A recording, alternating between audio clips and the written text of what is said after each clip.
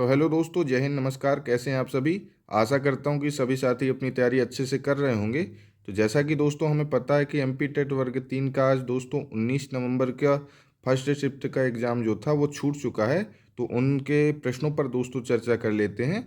लेकिन उससे पहले दोस्तों, जिन साथियों को नॉर्मलाइजेशन को लेकर संशय है, घटने बढ़ने किसके कितने नंबर घटेंगे बढ़ेंगे, तो मैंने एक वीडियो बना दी है, वहाँ से आपके पूरा डाउट ख़त्म हो जाएगा। तो आप वो लोग देख लीजिएगा। तो दोस्तों, यदि प्रश्नों की बात कर लें तो पहले बात कर लेते हैं ईवीएस के प्रश्नों की। तो ईवीएस में दोस्तों आज आपसे स्वच्छता दिवस से संबंधित प्रश्न पूछा गया था, लेकिन उसको थोड़ी घुमा के उन्होंने पूछा है। कचरा साफ करने वाला से कुछ घुमा दिया है, लेकिन था वो स्वच्छता दिवस से संबंधित।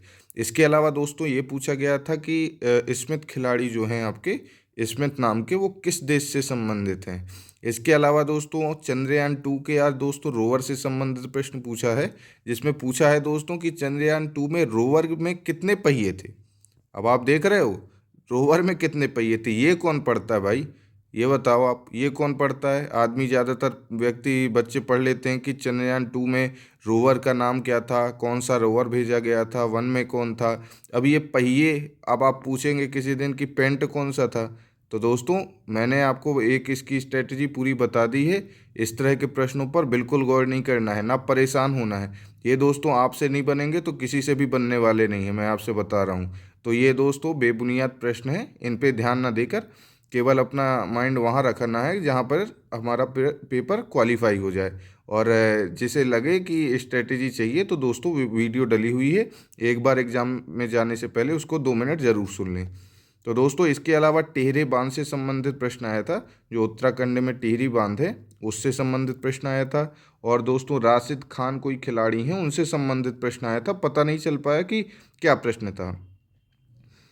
इसके अलावा दोस्तों गन्ना उत्पादन, ये पूछा गया था कि गन्ना उत्पादन की दृष्टि से जो पूरे देश में सेकंड स्थान है वो किस राज्य का है, इससे संबंधित प्रश्न था। तो ये दोस्तों हमारा ईवीएस के प्रश्नों का कुल मिला के 6-7 प्रश्न ही पता चल पाए हैं। इसके अलावा दोस्तों यदि मैं बात कर लूँ सीडीपी की, तो आज दोस्तों जीन पियाजे जी लगातार बने हुए हैं, कोई बड़ी बात नहीं है। और दोस्तों जो बुद्धि है, बुद्धि से संबंधित प्रश्न भी पूछे गए थे, परिभाषा भी पूछी गई थी। और उसमें दोस्तों बुद्धि से ये प्रश्न था कि जो आपका बुद्धि लब्धि के वो जो दोस्तों दे देता है कि 100 से 150 के बीच किस प्रकार के बालक होते हैं प्रगतिशील, और इस तरह के प्रश्न, तो इस तरह के प्रश्न पूछे गए थे। इसके अलावा दोस्तों हमारे थांडाइक जी ने एंटर कर लिया है, जो मनोवैज्ञानिक थांडाइक हैं, और रूढ़िवादिता से प्रश्न पूछा गया है दोस्तों। इसके अलावा समावेशी शिक्षा से भी प्रश्न पूछा गया है।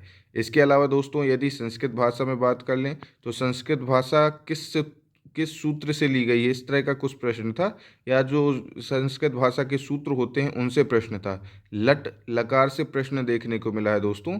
इसके अलावा आपको जो दोस्तों संधि समास भी देखने को मिले हैं, जैसे कि नॉर्मली मिल रहे हैं। और दोस्तों मैं आपसे पहले भी बता चुका हूँ, हिंदी संस्कृत बिल्कुल नॉर्मल है। आप चाहोगे ना तो इनमें 30 में से कम 25-25 तो आराम से करके आओगे, और 25 प्लस ही में रहोगे। बस थोड़ा माइंड को शांत करके सॉल्व करना है। अब हिंदी में आपको पता है दोस्तों, विद्यालय जैसी संधियाँ पूछ रहा है। अब यहीं तो दोस्तों हम लोगों को काम करना है कि जो सरल है वो गड़बड़ नहीं हो पाए, और जो है तो वो सही बने। तो दोस्तों ये हमारा हिंदी का हो गया।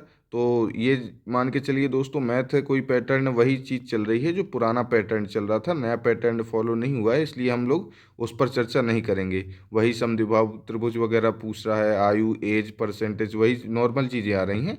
तो आप वो लोग तो कर ही लीजिएगा। तो ये दोस्तों हमारा आज 19 नवंबर की फर्स्ट शिफ्ट का पूरा एनालिसिस था। और जाकर दोस्तों अपनी पढ़ाई करिए जिन साथियों का आगे एग्ज़ाम है। तो बस दोस्तों मिलते हैं हम लोग अपनी नेक्स्ट वीडियो में, तब तक के लिए जय हिंद, नमस्कार।